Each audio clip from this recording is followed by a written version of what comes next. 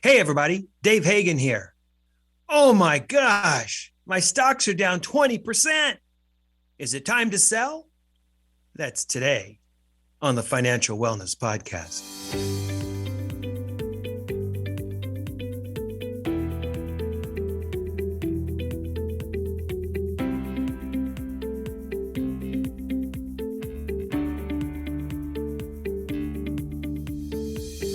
Welcome to the Financial Wellness Podcast, Dave's weekly message to keep you on your path to the financial success. Here is your host, financial problem solver and talk show host, Dave Hagan. Hello, everybody, and welcome to this week's edition of the Financial Wellness Podcast, or the TFWP, of those of us in the know like to say. I'm Dave Hagan, coming to you today from Topanga, California. Our engineers coming to us today from Van Nuys. And oh, look, it's Nick Appel coming to us from, I assume, San Diego. How you doing, Nick? Beautiful San Diego, Dave. Thank you very much. Is it warm down there? Is it pretty warm or what? It is very hot, but hot here is 83 degrees, 85 degrees. But I have no AC, but it's beautiful. And I can't wait to take on this podcast. Hot as 83. Now you're just making me mad. All right, so let's go to today's podcast, episode 520. Is it time to sell? Oh my goodness, the market's down 20%. 20%. Is it time to sell out your portfolio? I don't know. I'm not in a position to know. And I certainly can't give you any advice. You've got to come up with your own truth, or you've got to pay someone to come up with your own truth for you. But there's some things that we can certainly talk about to give you some perspective and some context into this kind of stuff. As many of you may know, we've talked in the past many, many times about Warren Buffett's advice to investing. He says things like, don't lose money, which is sell low stocks. Don't sell due to fear. And his basic advice is look for quality businesses that you understand and then buy and hold them long term. Hey, remember, it was just a couple of podcasts ago, we were talking about Elon Musk and his investing advice. I'm not sure you were there for that one, Nick. It was like May 16th, as I recall. And I know what y'all are thinking. I know, Elon Musk. But listen to the May 16th episode, because a lot of people are apparently asking Elon Musk for financial advice now. I'm not exactly sure why. I guess that's the same reason they ask athletes and folks like that questions about politics, or celebrities questions about politics, or what have you. But we talked about this back on May 16th. And you know, Elon said, to his credit, hey, buy stocks you believe in. Only sell if the products or services they're offering are trending worse. And don't panic when the market is down. And you may remember in the podcast that we did in May, we said, you know what? That's pretty good advice. And that actually sounds like you know who? Warren Buffett. It was an interesting podcast. Check it out. Warren Buffett goes a little further. He's even maybe a little more ruthless. Warren Buffett is said in a down market, it means that stocks, some good stocks, are on sale. Happy day. Go out there and shop for some bargains. So check this out. I'm following this advice, and I'm investing in companies that I understand, and I buy them with an eye to hold. And if I see them dip and I see there's some good stocks on sale, I'll go out and buy them. I'm trying to follow Warren Buffett's advice. In fact, an extreme Warren Buffett comment was, hey, be ruthless when others are moving around in fear, something like that. And so I'm actually looking around for some cash to buy some stocks on sale. I mean, I believe this. I've said I believe this so many times over and over, and I'm trying to put it into perspective. But now, just in the last couple of months, you know, I opened up that program and on the internet, and I'm down like 20%. And that is just shocking my belief to its very foundation. It's like, what if I'm wrong? I don't think so, but what if I'm wrong? I mean, what if I had just sold everything last December? I'd have so much more money now. So I've had to rethink my investment advice personally, and perhaps also what we say on the TFWP. So I'm looking around the internet, and I see an article, and it says, hey, we're heading into a recession. And I look at the person quoted, and he's wearing a nice suit, and he's got pretty good credentials and lots of credentials after his name, lots of alphabet numbers after his name. Looks pretty good. And he says, hey, we're heading into a recession. So now I'm thinking, oh my gosh, I really should have sold in December. And then I see an article that says that Elon Musk says that Tesla may be headed for bankruptcy. And I'm going, wow, how can this be? They've had 8 profitable consecutive quarters. Well, it's not really what Elon said. The caption said this, but Musk didn't say it, although this caption certainly creates a lot of fear. What Musk really said was his 2 new factories are taking on tremendous losses because they can't get parts, and they're not able to operate at full capacity, certainly not as they had anticipated. So I guess there's still some supply chain issues. Remember that they have orders going well over the next year. So I think they're going to be okay. But this creates fear, and it's another example of our need to all watch our media and what they're saying and not get caught up in the headlines and make a point to read the whole story and follow up on what people say. I saw an article that said that, hey, you should no longer buy on the dip. And I go, oh, that's interesting. What should I do? You look at the article and said, well, just get the hell out. Well, now I'm getting really concerned, I mean, we've talked about the fact that it's almost impossible to time the market and you don't want to sell on the dips. But now I'm thinking, wow, maybe it's time to maybe sell and just take my losses. Emotionally, I'm saying that. Intellectually, I'm going, Warren, come to me, Warren, stay with me. Help me keep believing in this advice, in this investment advice.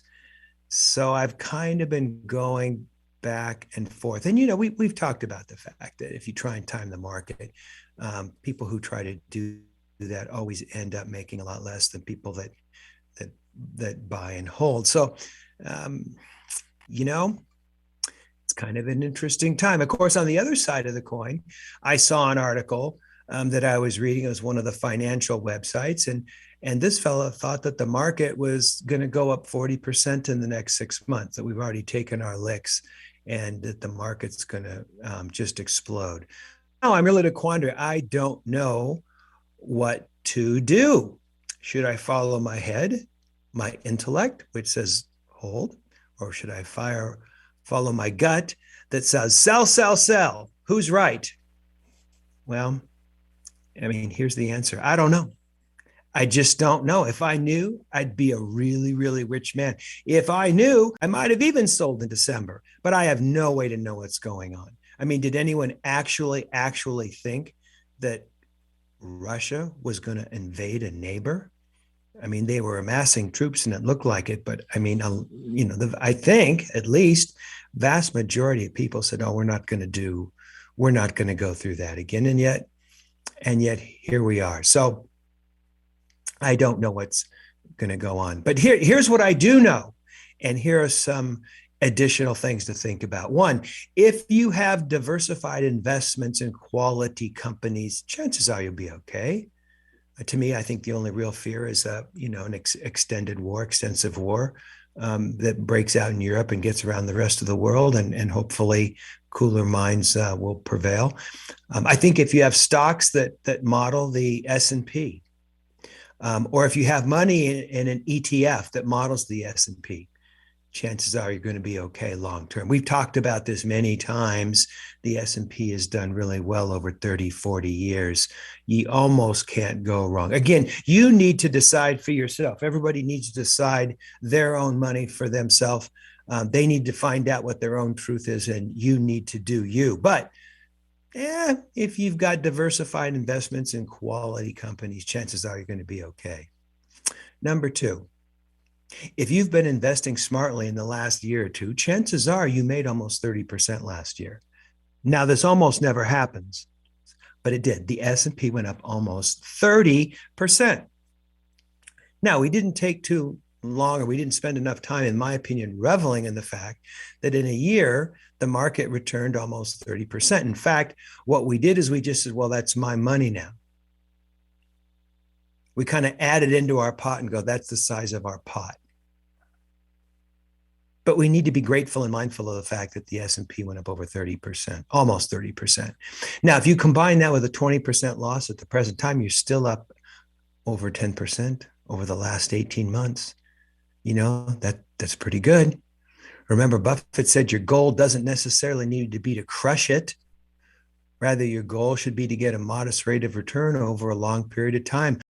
Money doubles every 7 years at 10%, or every 10 years at 7%. This is the miracle of compound interest. We've spent many, many episodes talking about this over the last bunch of years.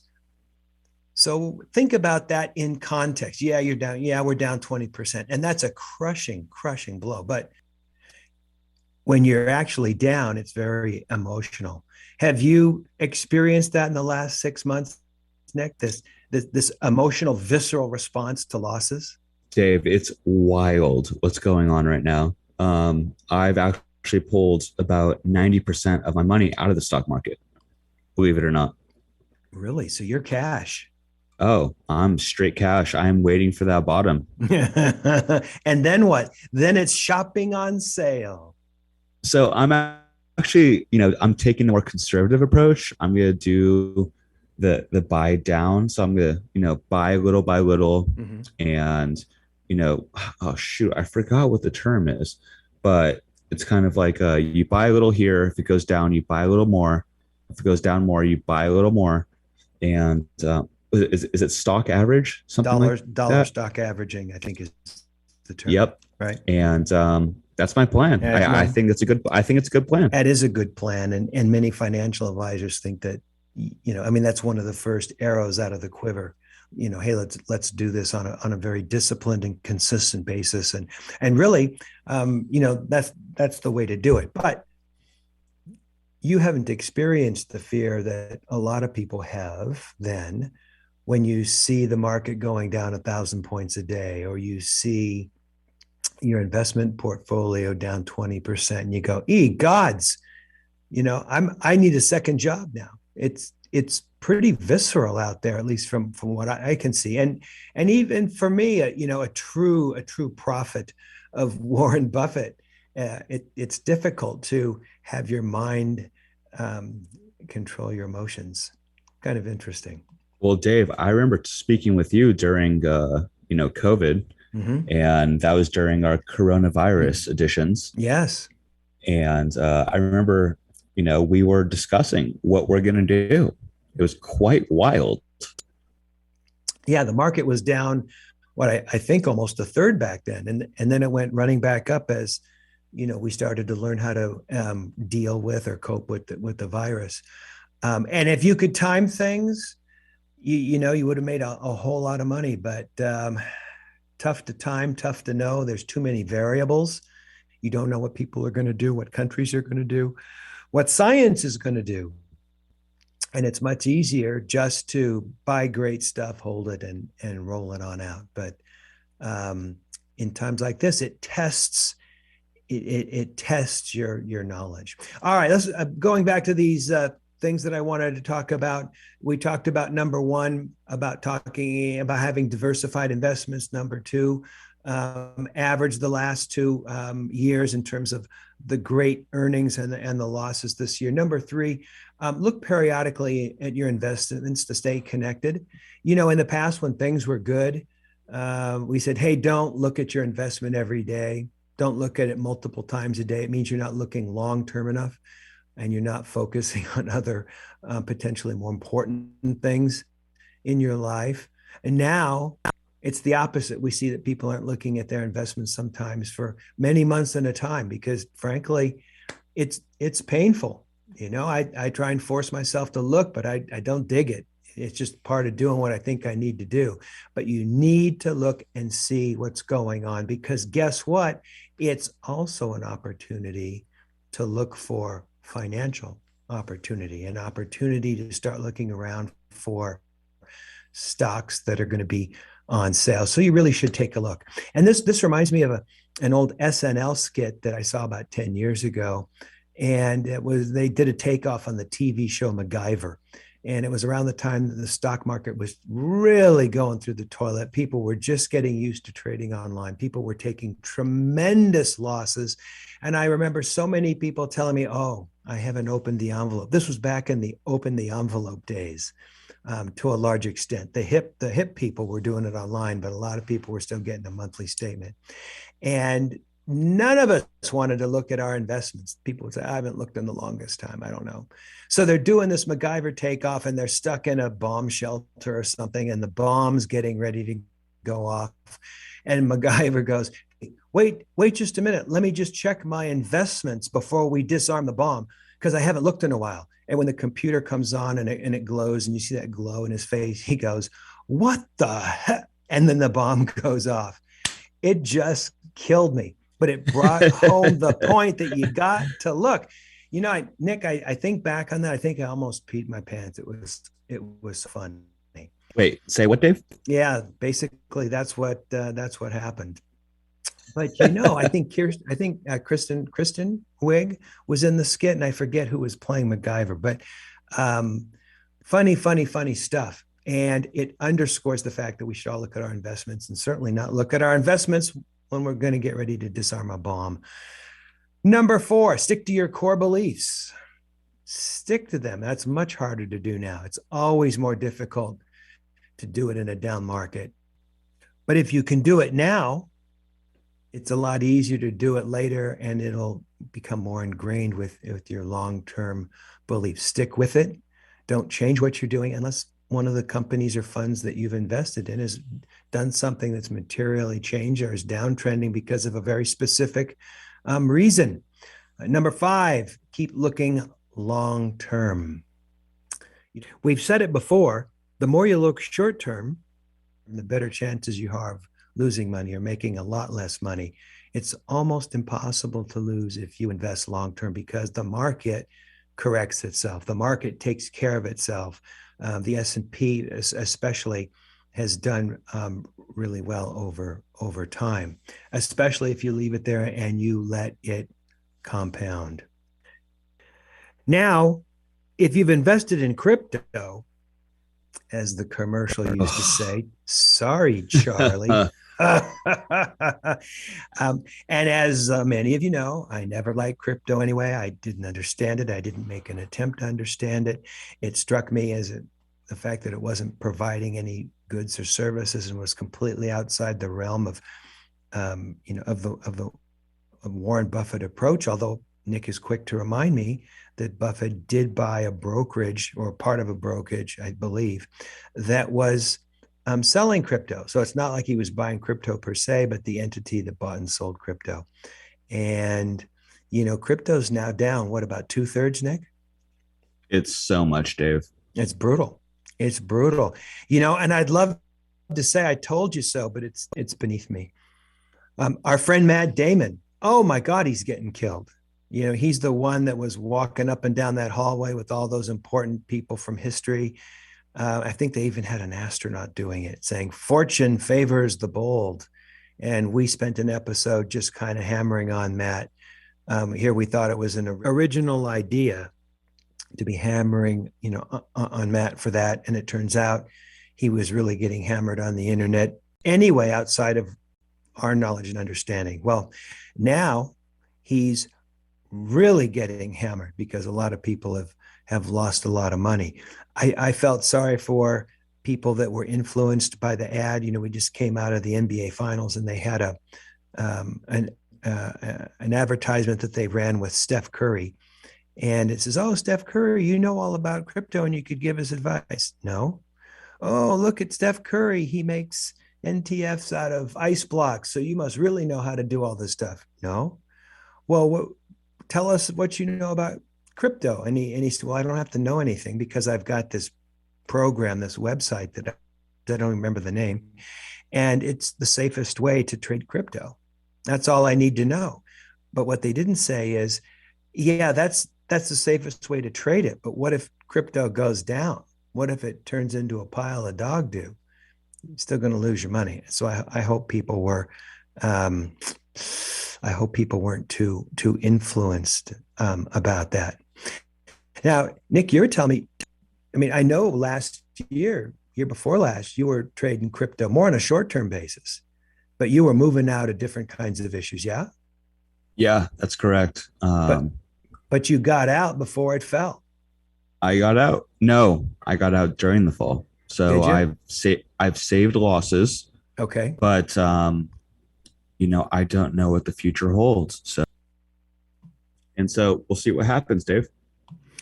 Yeah, it's going to be interesting as heck. We've talked about the fact that Staples Arena, the basketball arena, or hockey basketball concert arena in downtown LA, changed its name from Staples to crypto.com or something. And I thought, wow, what's going to happen if crypto goes away? They're going to have to change the name again to something else. Going to be kind of interesting to see what happens.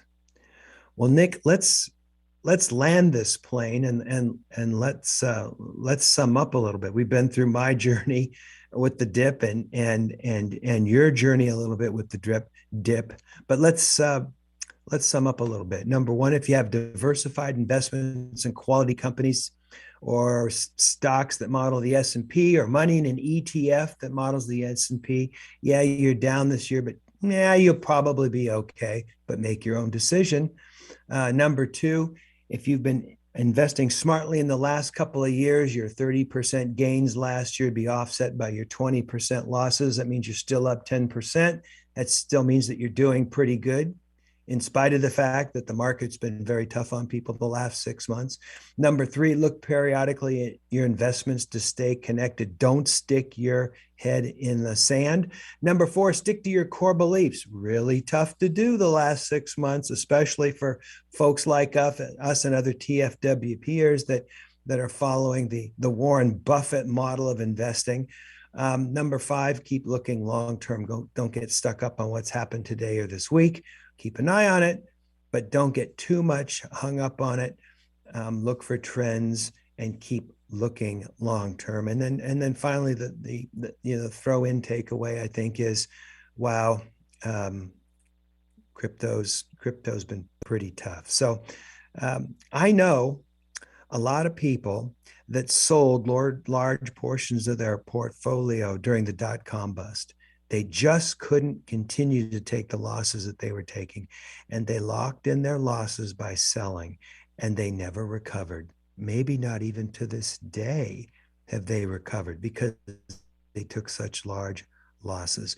Those that stayed in the market with good, reasonable quality investments recovered. It took some time, but they recovered. So these are some things to think about. No investment advice here. Time to sell. How do we know? We can't look at the future, but if you pay attention, if you keep your eye on the ball, if you try and understand that you're making decisions based upon your heart or your head, these are all things that are going to help you make good decisions for your investment portfolio.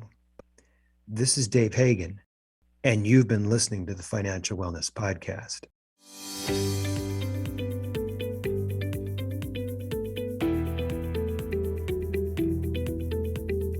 You've been listening to the Financial Wellness Podcast, Dave's weekly message to keep you on your path to financial success. If you have a question that you would like Dave to answer on the podcast, go to thefinancialwellnesspodcast.com. You can leave an audio message with one click of a button, or type your message into the question box. Either way, it's sent right to Dave's phone. Remember, Dave will randomly draw from the submitted questions and pick the winner of a free 1-hour personal conversation with Dave to help you achieve your financial goals. Don't forget to subscribe to the podcast so you receive the new episode notifications, or share the podcast via the app with your family and friends. This is your announcer, Nick Appel, wishing you every financial success.